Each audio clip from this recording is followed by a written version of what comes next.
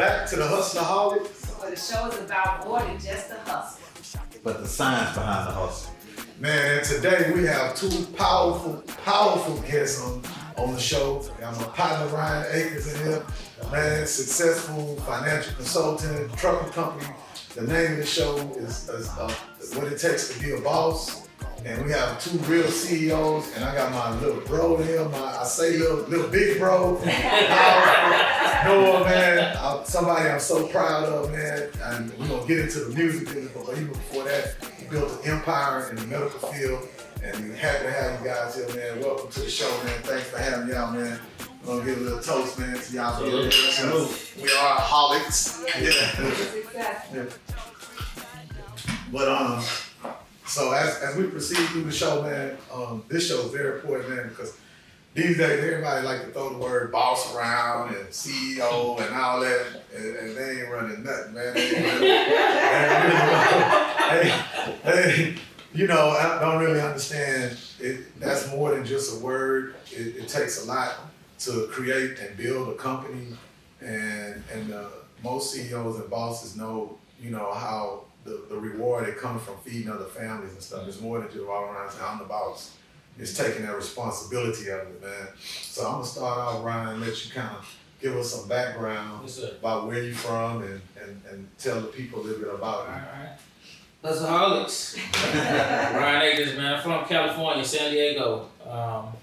Came to Houston in 2003, but I moved officially 2004. And then since I've been down here, man, I just kind of, actually, let me pause and come back. I have to give you credit, because when I came to Houston, one of the names I heard was Erect.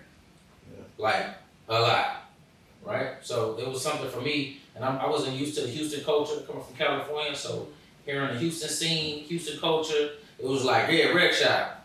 Like, huh? Well, I was like, oh yeah, Fat Pat. So it was like one of those things for me. I'm honored actually right now to, to be able to partake and break bread with you. But it's mutual respect, and we're glad you're here because your story is powerful. I know how many people it can touch, man. So we're gonna stick. So your hustle took you from California here. Yeah. And kind of tell the people a little bit right now your business enterprises, and I know them, but I want them to know. For sure.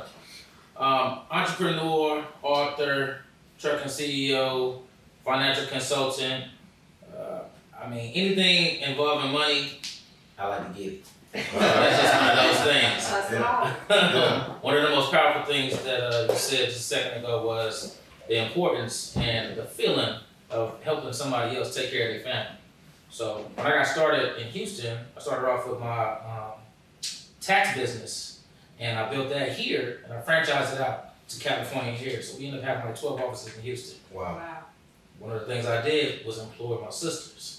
So to me, being able to feed my sisters and let them take care of their children and seeing my nieces and nephews and they buying cars and houses, there was no other feeling that was greater than that. Yes. Even right now with the trucking company, I employ both my parents. They're retired, but they both work for me, which is funny. So it's kind of good, and it's really wonderful. I want to keep it on a high level. I'm cracking jokes. For sure. At least you put in the work. Exactly. But my family, we operate the same way. And I know Noah, his family, it has the same dynamic. I need his to come on the show next. But man, go ahead. For y'all don't know, man, that's Noah, 7 King, and wear many, many hats, man. And right now, before we get to the music, I want you to, tell a little bit more about tell the people. First of all, I'd like to say thank everyone for allowing me to get here, to be here. It's a privilege to be here. It's just like, I thank God for being here. Thank y'all too. 7 Kings Entertainment, Next Step Clinic, North Houston Injury Rehabilitation, big in the medical field. Just started 7 Kings Filming, multimedia company. I have a new club on South Beach in Miami that I just purchased with one of my good friends, partner over it. I got a development company over in Africa that I'm building houses with my sister. Man, so many different corporations, holding companies is just a lot.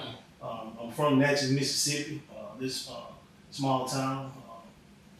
I'm originally from Fayette, Mississippi. And, so when your parents get a good job, you want to move to like the city, so they moved 30 minutes away, but really from town with no red light. So we had one red light that was coming up, one red light, population about 4,000 people. So we just wanted to come out of Mississippi and have an opportunity. So my way out was playing football in college. And so that was the opportunity that I had. And I took that and met some good friends that from Louisiana, that Houston.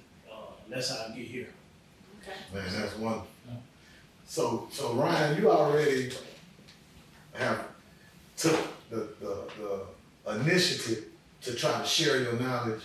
Yeah. You got a book out, Yes, sir. and you already in the mentorship teaching phase, man. Yes, sir. And I just would like to, like I say, man, hustle don't have no boundaries. Yeah, right. You know what I'm saying? So in what way, how did you end up getting to Houston? You know what I'm saying? From California, what made you come here and set up shop? You know what I mean? I always talk to people because a lot of people don't understand. They'll be like, man, I got an opportunity over here, Right. but I got all this over here, and it's like, man, what you true to? You true to your hustle, or you true to, and a lot of times our past can hold us hostage. But anyway, It's facts. Yeah, it's but facts. it ain't for me to talk. It's for All right. professional. So kind of just tell us your journey on you coming, relocating, and having the type of success you had.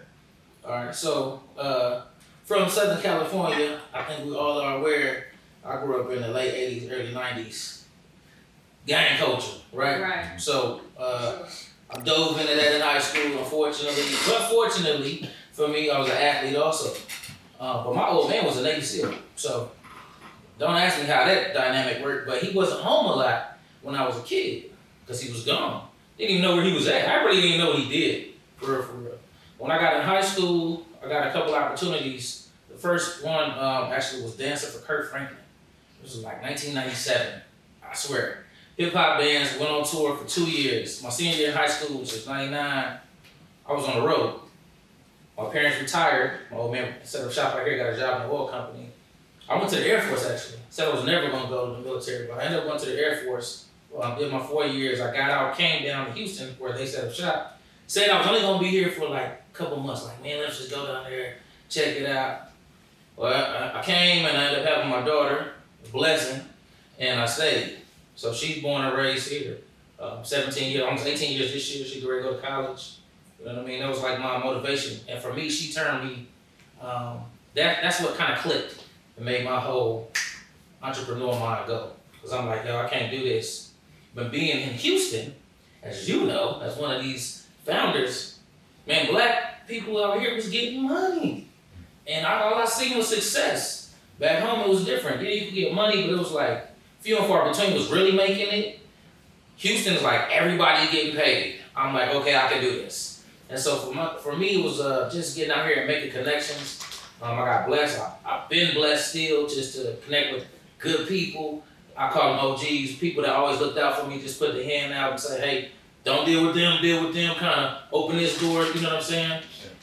And I just dove in. And I got a job in the oil field, and I said again, the OG kind of pulled me to the side and said, hey man, I'm gonna give you the opportunity to learn this tax game, because you seem like you're sharp. Put me in the tax business. And then I quit working. It's 2009. I'm like, I'm never working again. Like, this is ridiculous. I made so much money in 1 week when I was doing taxes. And I remember slaving, literally, that's how I felt, like I was a slave. And I made good money in the oil field. But what I made in a week, when I was looking back, I'm like, I'm in the office, I'm in AC, I'm in the chair. Right. I'm like, here you go. So we're gonna fast forward through it real quick. So you was working in the oil field. Your gateway into entrepreneurship was through tax office. Correct. So what you worked for somebody else first. Yeah. And then you decided to open up your own office. Yep. And then you ended up with 12 offices. Yes, sir. And now we sitting over here talking about it. So Noah, me and you done had a lot of conversations, but I want you to explain them and tell them, you know what I mean? I know we didn't talk, you say you 7 years old, you knew you was, but I want you to tell them, like, when did you realize you had an entrepreneurial mindset? Honestly, at 7 years old, I knew it. It's God's gift. My grandfather was the treasurer of the church. He was a deacon. And back then in the 80s, sometimes a lot of people didn't have life insurance, especially in black culture.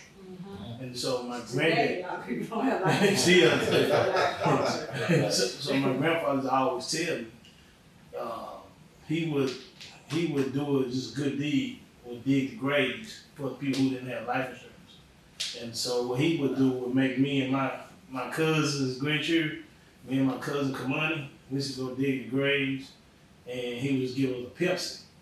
And so I knew right then, man, why nobody don't have this as a business? Because you can make $50. We doing it for a Pepsi, but I knew right then you really can make money digging graves.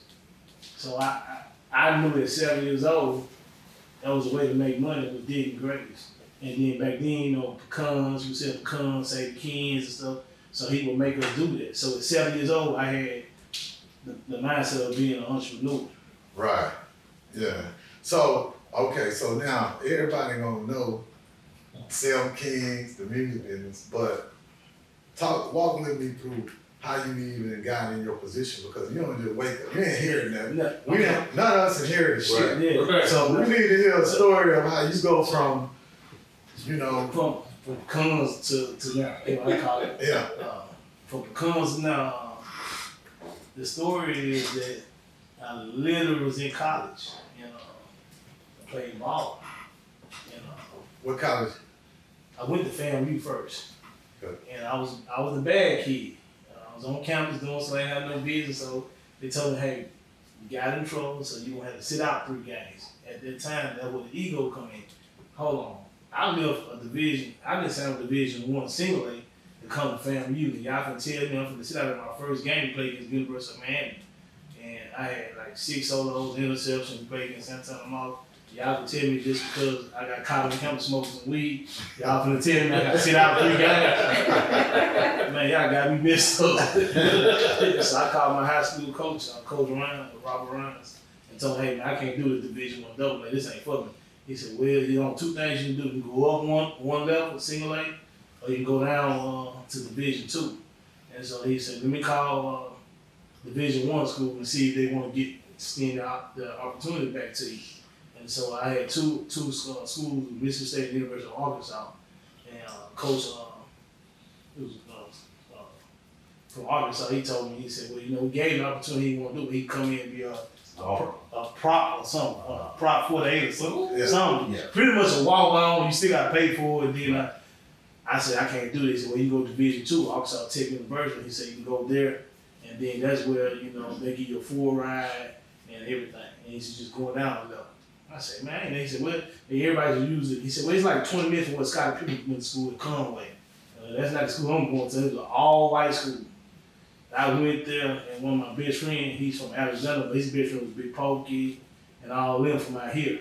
And when I went in there, they introduced me to him because he had got shot up and he went to LSU. So he had to step down too. And so I walked into school. That's when he said, hey, this gonna be a roommate and this and that. I'm like, he turned me on to you. And I was like, I never heard of Texas nigga where we from. We was back the thing, juvenile, so we like that. And so he had me on the Texas music. From that forward, he put me on Texas, and I would come down here on the sometimes with him, and I fell in love. I know, but when we went in, I need you to tell me how them doors open up. And so when I came to Houston, he was already in the medical field. Okay. And so he was like, hey, I need you because you're trustworthy. And the medical field is all about relationships and being trustworthy. You know what I'm saying? Because a lot of money go in there. And so he's like, I need you to dot my I's, cross my T's. And he said, I know you're going to have my best back because we was built off school relationship, not just money. Yeah. So I was actually working in as a jailer in Mississippi too, as well. And he said, look, that little town too small for you. I was in Biloxi, the coast. And he was like, hey, come on out here. I'm going to pay you $100,000 a year. I said, huh? How much? $100,000 a year? I'm 22. Yeah. Man, I'm on my way. So when I got down here, pretty much all I did was just kind of learn, admin work and put my stuff that I learned in college to play for the skills. So based upon your relationship, that he was the door opener for you. Yeah. And you learned the business from him. Just sitting there watching. Replicated, duplicated, Yeah. and accelerated. Yeah. I got you. That's what I did. All right. So you touched on an interesting aspect with the military. Yeah, That's a discipline. definitely. You know what I'm saying? And you went to college as well, right? Mhm. So like, in terms of you building your empire and your brand, can you touch on the importance of that? Because there's a lot of people out there. Discipline and oh yeah, so man, you can see it now. You can tell the difference between somebody who is well disciplined and somebody who just don't have it at all, right? I think our younger generation for sure is missing the discipline. Like I said, it started for me just being in the streets. I'm not trying to give the streets no credit, but the era that I grew up in, they had people that looked out for you, right? Yeah. So Cold. yeah, well, Man, for sure it was a code. You know what I'm saying? Right. and I want to make that clear to everybody, man, because a lot of people I know, you know, it's a thin line. It's really hustlerholic. A lot of our shit came from the streets. Yeah. But don't think the white folks shit didn't come from the streets too. Right. Yeah. Don't think that most of these billionaire families, if you go back to the groundbreaker in most of these families, Trumps, DuPonts, all of them, Mm-hmm. first up the bat probably had to come out the mud. Mm-hmm. So a lot of us came out the mud, and then a lot of us from our era came from the post-crack. Right. Yeah. You know, we came from that Reaganomics post-crack stuff, man, and it was a disaster out here. And it was one of the worst times in Black American history, whether y'all know it or not. Yeah. Where school teachers, principals, and doctors was turning into cluckers. But from that ugliness, little niggas on the blocks was getting money, and now it kind of birthed hip hop to another level and a lot of other companies and stuff. So I just like to always say, I don't want to teach younger brothers they ever have to go to the street. They shouldn't have to do what we had to do no more. They should be able to come to us now and bank, and we should be able to bankroll shit for them. But back in the day, Yeah. shit came from the street. So we don't have to apologize for that. We just saying that is what it was. Yeah. But I kind of went off subject, man. No, man, it's all. You was talking about the discipline. Exactly. You got to be disciplined if you're gonna play that game on the streets, or you gonna end up in the dirt, and then coming into the real world, or because that's a whole other world. But when you come into we call it civilian world when you're in the military, right? When you come into the civilian world, you have to learn a different game, right? Because white folks don't play fair, right? Just being honest. A lot of people don't want to see you succeed or successful. So when you come into this as a black man, for me, my biggest thing was making sure that I do whatever it is I'm gonna do to the best of my ability, so that can't nobody tarnish what it is that I'm building. Period. I want to be the best. If you was in my industry, sorry for you, because my name got to be at the top. That's just how I felt. You know what I mean? And I've been able to be successful doing that. Man, both of you guys, man, y'all hustle, and everything that y'all do, it's just the same game plan, or y'all using the same plan from, I'm taking this plan from, what I'm doing in the truck into, do y'all use the same plan, or do you change the plan? Or this applies to both of y'all, but I think it's different strategy and different hustle, because I done hustle in every kind of market that you can think about. The medical field is totally different than the truck, because I done been in there, I own trucks too. Tax company, I have tax company too. So all those business I have as well, and I think they're all different. And every hustle, the music hustle is totally different. What about the principles that you apply to across the board? Because there's some ground principles right, and I think that no matter what business you go into that apply across the board. What's some of those ground principles that you take across your business empire? If you're gonna tell somebody something and give them that word, then you stick to that. Yeah. And I think that's as well from the street. Right. It comes over here. If you give somebody a word saying you're gonna do this, you're gonna do it. Like I literally got off the plane to come straight here. I told Rick, hey, I'm on my way. I stopped what I was doing in Miami to get here. You know what I'm saying? Yes. And no matter what, even though it might have been difficult, I knew it. I had to give him my word is what I stood on. Yeah. And so that's why I take that across the board. And then second of all, I think you have to have across the board in business. Is don't burn no relationships. Integrity. Yeah. So if you burn those relationships, you might never go back across that bridge. Right. Yeah. So I'm big on relationships. I don't burn no bridges. Right. I would say integrity is a good word, right? But also loyalty. I think that plays a big thing. And it basically just comes down to the same concept that he just said. Just be a man of your word, right? If you can do something, you can do it. If you can't, you can't. That's how I live. This is what I teach my drivers. This is what I teach my people. Anybody that I'm mentoring, like, just tell the people the truth. Because at the end of the day, you're gonna look stupid as hell being told these folks you can do some shit that you know you can't do. So just be honest. What would, and either one of you can answer this though, in order for you to have multiple businesses, because both of you have multiple businesses, you know, it's a difference between being self-employed Oh yeah. and being a business owner. Oh yeah.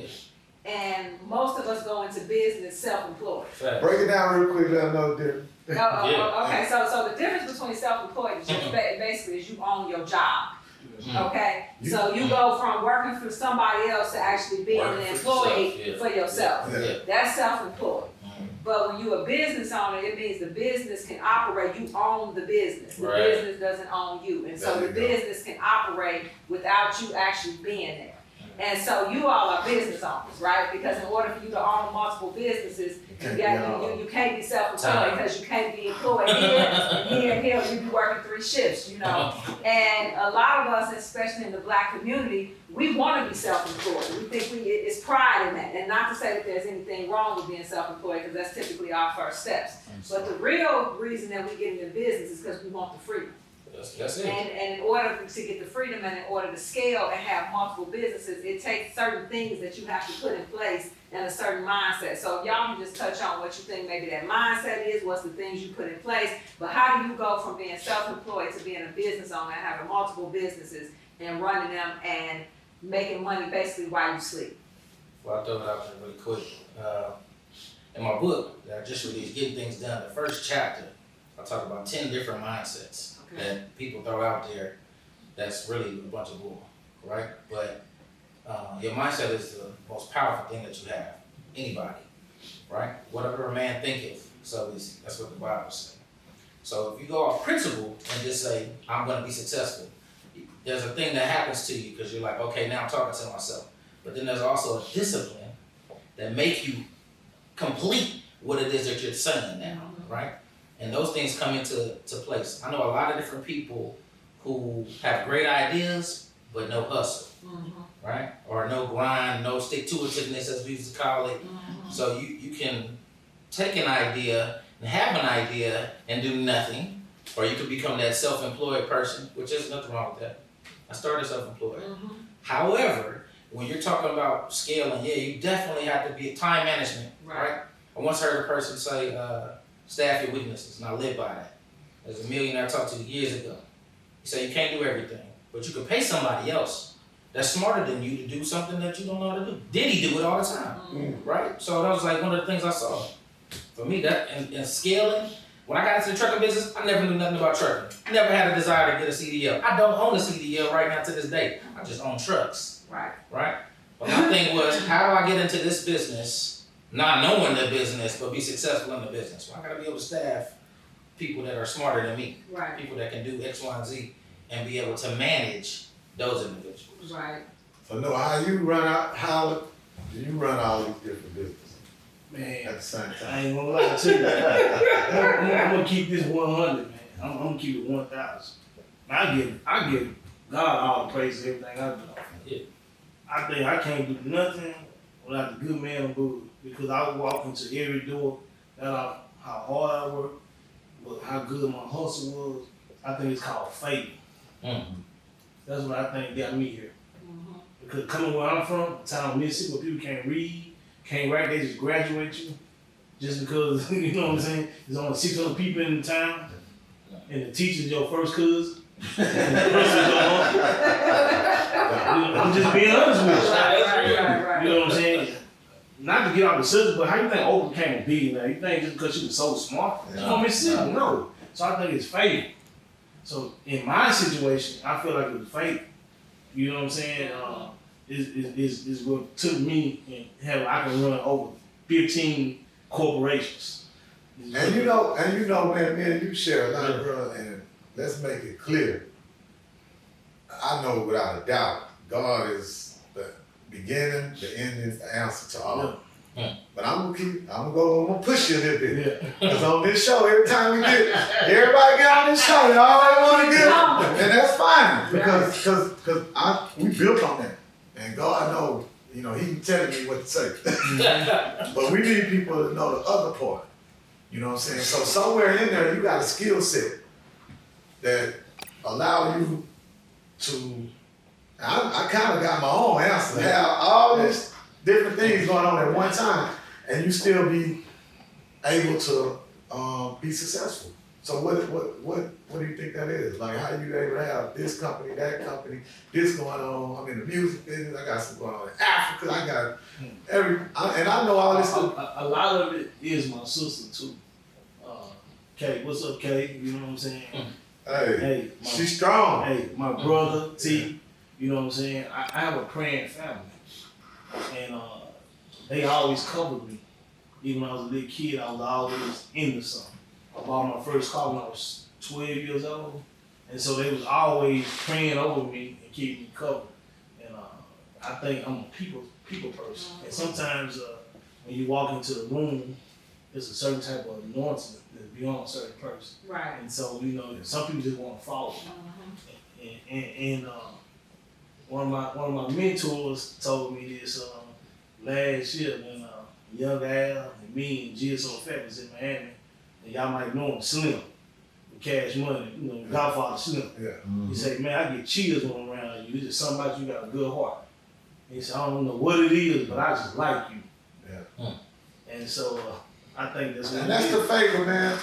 Now, What's the hustle? Yeah. I'm gonna answer that. I'm gonna answer for him, man. This man has impeccable skill set with people. He's like, God give us all gifts. Right. And I know that to be a fact, man. Noah is powerful in that area, and when it comes to managing people. But y'all know I get thrown out, man. But we deviated somewhere that I really want to touch on because it's a unique situation. Me and my brother and my sisters, my whole family, we hustle together. Yeah. I know you and your brother and sister hustle together. Yeah. And you and your family hustle together. Wow. And the diva over here hustles with her family. Wow. So I just want to touch in on real quickly the power in that, because within the Black community, we are taught don't do no business with your family. Mm-hmm. We taught out the gate. Right. You know, like that's gonna end up bad. And I really feel like that's a weakness in our community because, and I'm telling all y'all out here, repair your relationships with your family and really understand the power and the dynamics that come when you have a sibling or another person that you know got unconditional love for you, that you pretty much can trust, and you're able to put them over here and you be over there, because that starts that dynamic of what we was trying to ask, how you able to be in so many places at one time. Mm-hmm. And you said, my family, Mm-hmm. you know, and then you start building an empire and an institution. You know what I'm saying? So I deviated a little bit, man, But what you're saying, Rex, the semicolon that is spot on, and it's not a coincidence that you got people here that believe in those same principles. Is because you talked about something earlier about how the DuPonts, the Rockefellers, and all them, and where they got their beginning from. Yeah. And when you look back at who ran things before and businesses from the beginning, it was family compounds that really came together. That's why we hear the DuPonts. Think about it. We said their name. We said the DuPonts. We said the Rockefellers, the Forbes. You know, when you, and in the Black community, typically we don't hear the names. We hear one name from the family, but we don't hear the family name. we don't know how to hunt in a pack. Right. That's what I was going to say. A pack of wolves, their success rate of hunting is way better than a jaguar or any single. So you know, our culture is so dysfunctional, and we so dysfunctional that motherfuckers probably get mad at me for saying this shit. You can't say nothing bad about certain shit. You know, like yeah. All right, now Ryan, we talked about the different businesses and so forth that you're on. So just when we dive deeper into I know we have the tax business, right?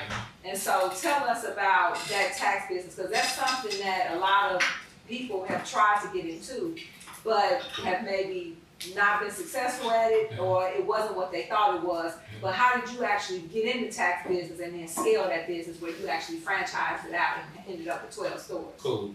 I got blessed, met a good person, kind of put me in the door, mentored me a little bit, jumped into business with that person, Okay. and then I felt like I was outgrowing him.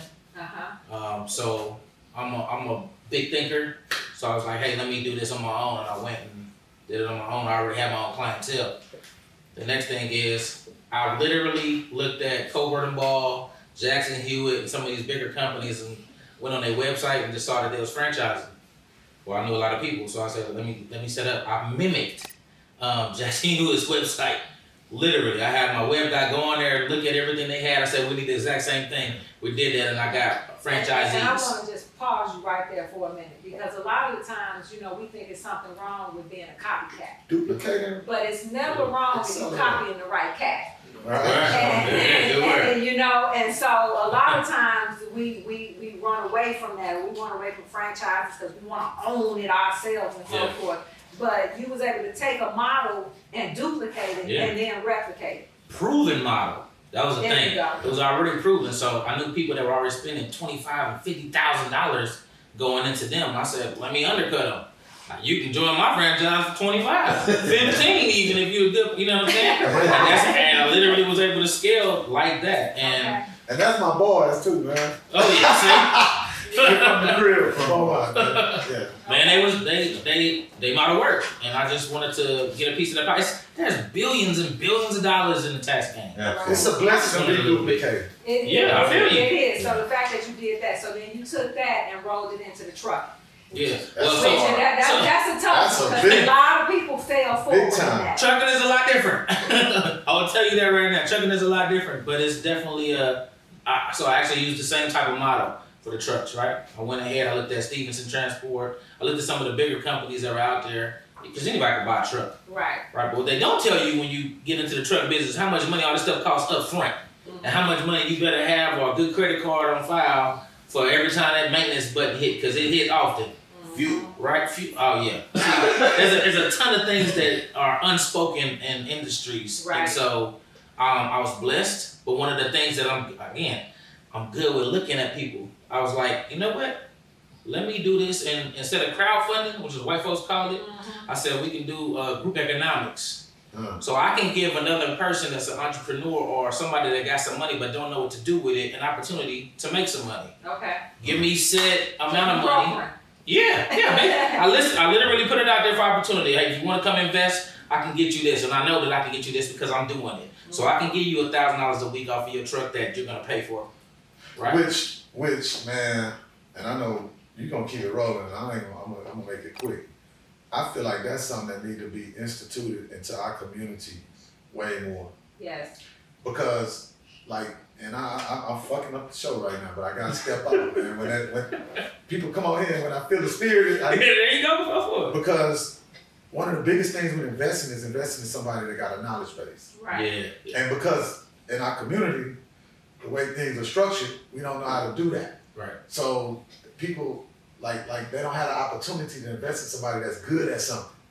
So I think more people need to start opening those doors up and saying, yo, I'm through with the real estate. I'm through with this. Now, it's on becoming of that person to make sure that whatever you promise that person, they gonna get.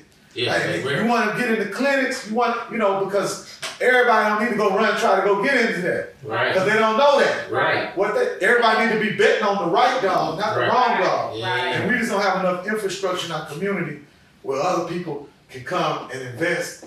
So anyway, I don't want to touch on that. And you're right, because when you talk about the bet, we always say, you bet on the jockey, not the horse. Right. And if you got a good jockey that's riding, that can ride it, basically jump on any horse and ride it, and that's what makes a true hustlerholic. So, but just coming over to you, Nolan, wanting to get into one of the fields that you're in is the medical field. That's not something that you see a lot of black folks in, just honest, but it's a huge industry. So tell us how, you jumped into the field, how you not only jumped into the field, expanded your way into the field, and then took that, and we're going to get back on the back end on the music that you got going on now. Okay. First of all, I like to say, I always give, whenever you build anything, the foundation gotta be strong.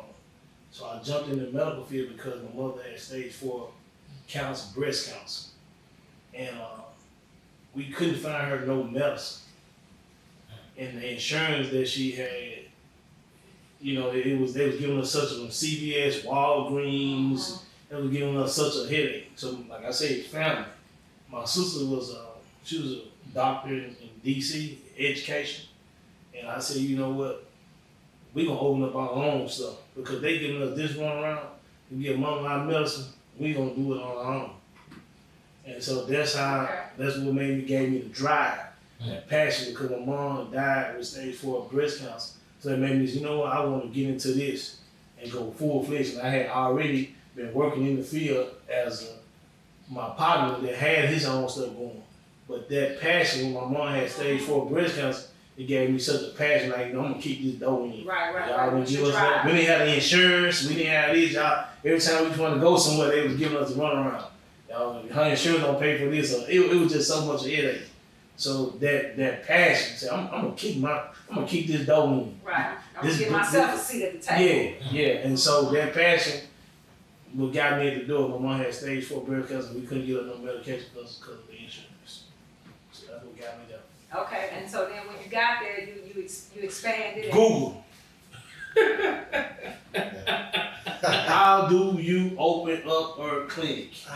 Wow, now that's powerful, because a lot of times we underestimate that power of that Google and the power of the research. Because I tell you, you would never go into a war without the right intel.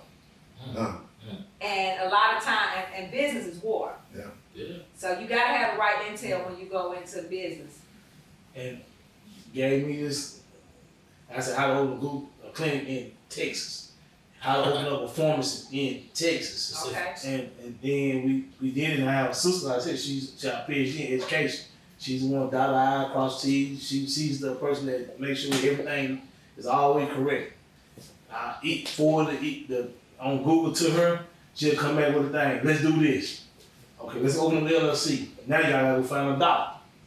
Okay, how do you find a doctor being a young black man who don't not even speak nothing in medical? So you Google all this. And then, He like, hey. and so the guy that was teaching me, the guy that I worked for, he would never tell me that part. Okay. That's the downside of our people. Yeah. He would never tell me that part. And so you have what we call staffing agents. I can go pay a staffing agent, this doctor, to come work for me. And so now we found that out. Google staffing agents hiring medical providers to come work for a young black entrepreneur that's trying to start his own clinic. And so, See, man, and that, we usually ask the mentorship question.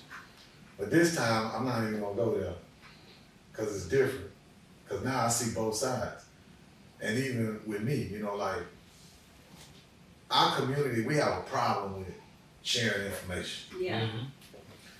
I mean, I'm gonna make it quick. You can go back in history. You couldn't share all that, crab in the bucket, the slave master, we can blame it all on our circumstances from the past. But like on truth, going forward, we gotta break some of them habits. But it get complicated because like in your case, somebody gave you the game, but then you wanted to run with it. And see, we have a mentality like right now, somebody probably working for you right now, want to do their own thing. For sure. And how much game you gonna give them? Right. And how much are you gonna support them? So I just kind of want to touch in on that because that's what this podcast is about. Right. It's about giving game freely. For sure. And it's about promoting growth. I want everybody to outgrow me. Right. Yeah. You know what I'm saying? Yeah. I want you to sell more music than me. But right Just, now, yeah. I want to comment on that and flow and we talk conversation. Yeah, we conversation about it, because I think one of the issues that in our communities that not only is about giving game freely, but it's also about what we in our community I see a lack of is that we don't want to pay for the game either. Oh yeah. And We I'm expect sorry. to just. We expect. Game is sold and That's why I said it's complicated. Yeah, we expect it to just be, given to us. We expect people to go to law school and then come back and litigate for us for free. Right. Well, I think we don't. You What know. we don't do is we don't take the. We forget that somebody else paid for however That's sacrifice. what I told you. And Right. trust me, we on the same page. That's the two sides to the story. The one side is I opened up the tax offices. I built this shit from the ground. Right. Nigga, I got a system. Right. And you've been working for me for 3 years. Right. And now you want to take. You And talk about you you don't want. wanna pay my You franchise don't even want to break no Right. bread with me. Right. Cause you want it all. Right. But if I walk in your office that you open tomorrow, you got my same paperwork. Yeah. You using the same accountant. You running the same route. Right. I just wanted to address that real quickly from the surface because both sides of those need to be addressed. Yes. Yeah. If you the taker, Right. no, you owe the giver. Right. And if you the giver, no, you have to give freely. Right. Yeah. You know what I'm saying? And I think that will build more, you know what I'm saying, unity. I'm not throwing our business out there. This is my bro, like I'm telling you. Me and him, we was trying to do some business on the music. And I will take this to my grave. We couldn't figure the business out, it don't matter. I want to see him win. Because if he win, I win. Right. But only because I've been through both sides. Right. I've been the taker and the giver. Right. And it brought me to a place where now we're doing Hustlerholics. Right. Because the more you give, the more you're gonna receive. But anyway, I just wanted to touch that, man, because that communication gap is real hard. It's hard between father and son in the black community. It's hard between partnerships in the black community. Yeah. It prevents our growth. Yeah. We can't work, it makes it hard for us to work together. Anyway, so my bad, I done got us off No, track. That's what I do, get us off track. I can say this really quick, and on your topic, there's something that happens with us, and you were able to become, not that you weren't humble, but you were humble enough to give once you got to this particular level, right? You had a desire or something like that you were like, man, I want to give this game away now. Let me share this with these other individuals, because either you remember the struggle or how it hurt, your downfalls or whatever the case may be, and you've seen somebody else kind of going through it, and there's something that happens to you. It's like discernment almost, right? Where you can feel like, man, let me help this brother out, or let me help this sister out, right? Because I have a really good friend that worked for me at the tax office. Well, I helped her set up her tax business. She's going through the roof now, but she never forgot. Right. Right? It always feels good to get appreciated. Like those people that go back to you and be like, thank you. We can do all type of business now because she never forgot. Yeah, we ain't doing taxes no more. Now we build buildings. There you go. Right. So I think that's a big thing with us, man. We have to learn how to appreciate the gems or the people that go to bat for us. And I don't think in our community we do it enough. Yeah. But you guys are definitely in 4 industries that are, well needed. People need taxes. Goods got to go from A to B. People are always getting sick in the medical, and people want to get entertained. But those are 4 of the hardest business. Can you guys just elaborate on some of the failures? Because people think it's easy. Especially back in the day, man, everybody want a record label. Yeah. I can tell you about the failure. In both fields. In the medical field, like I say, I tell you about, everybody say they want to be a boss or a hustler. But when the invoices come in, you know who the boss is. Right. Say that again. Run that back. Boss Hey, make sure say everybody else eat. Hey, when the invoices come in, you know who the boss is. In the medical field, payroll in the medical field could be $80,000 in 2 weeks. Exactly. That's not no normal payroll. You know what I'm saying? For a small company trying to come in, I'm giving you some low ends. So when invoices come in the first month, you're $250,000 one people. Because doctors didn't go to school all these years to make Minimum wage. minimum wage. And nurse practitioners and building companies that didn't go to school, just, you know what I'm saying? So the invoices be big, and surgeons independent, so the first 2 weeks in business, when I started it, my my payroll was $47,000 in 2 weeks. I was like, oh my God. I went from making $20 an hour, got to pay $47,000 in 2 weeks. Hold up. Right. What I'm gonna do? Once again, that's where family come in. Call my sister, call my brother. Hey, I started business. I didn't know this boy. Hey, I got Dr. Hamilton. I got these doctors that need to get paid, and I don't want to be short. And I had a payroll service, so the money got to be in there 2 days before it get paid out.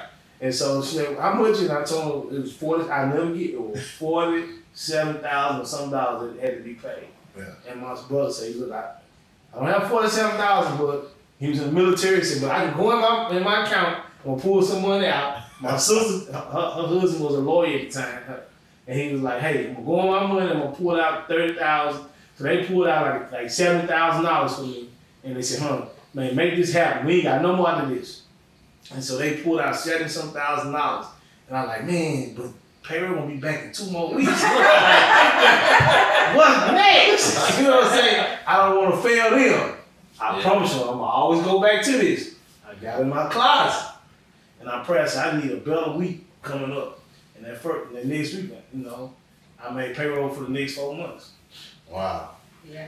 Well, Give me a moment. look, man, let me tell you, in the trucking business, people get paid every week. Yeah. Maintenance happens every week. Drivers get on your nerves every week. You know what I'm saying? Yeah. And you have to be able to deal with people.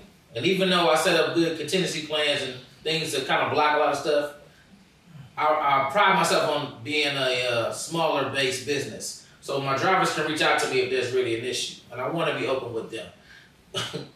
But on Thursdays is like you said, that's my payroll day. So I know if somebody's trying to talk to me or whatever on Thursday, it's out. Thursday got to go because I'm overlooking everything. I got to make sure everything, all the pennies is there because on Friday morning, what don't need to happen is a truck stop or a driver jump out because you ain't paid them. Right. Right? Because they get crazy behind 2 pennies. So they keep track of that little money. You know what I'm saying? They might give you hell the whole week. But on Friday, they like, "Hey, Doc, I need my whole whatever it's going to be." And so, you know, we had issues with a couple of ridiculous drivers. You're going to go through that. I had a truck one time go to Mississippi, a dude left on crack. Got out the truck, left the load there, on the load now. Wow. So now my company looking crazy. Had to hire a guy, fly him in, get the truck over there to get the load dropped off. Talking about craziness, man. I ain't sleep for almost 2 days trying to figure out how I'm gonna get a new driver. So you're gonna deal with some things and definitely gonna take some L's. But I call them lessons now and not, losses. Man, I love that, man. And I'm gonna just drop one real quick. I got 30 seconds to put mine in, but I don't like to let nobody expose themselves without exposing my shit, man. But I think one of the greatest attributes that a good entrepreneur can have, and obviously both of you have, is overcoming these obstacles, dealing with failure, how you bounce back. And like I said, man, everybody always look at the end, but they don't see the process. And I'm gonna throw my little story out there real quick, man. We were shooting a Big Mo video, man. We right there on Hillcroft at the Hilton.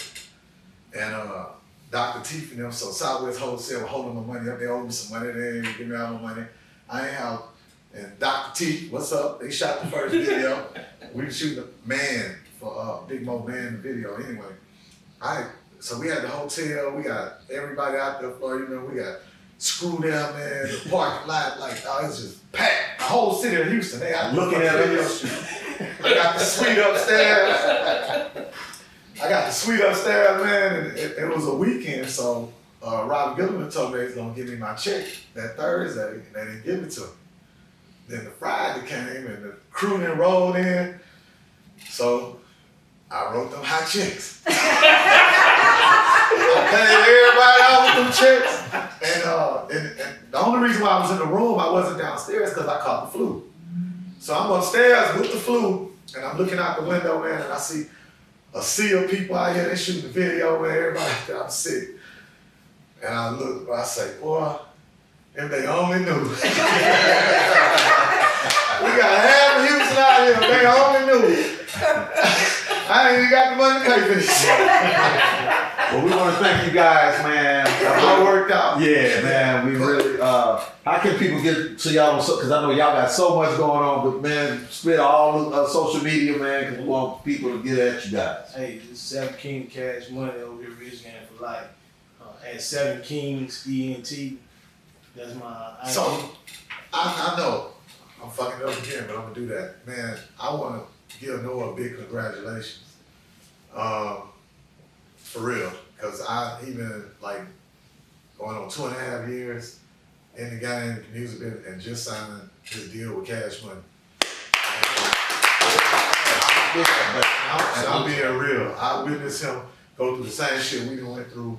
We're trying to figure out this difficult deal, but we didn't really get a chance to go into that, so we're gonna have him come back. Definitely. But Yeah. he just did a multi-million-dollar deal, and he getting ready to do Y'all something. hiring me? No.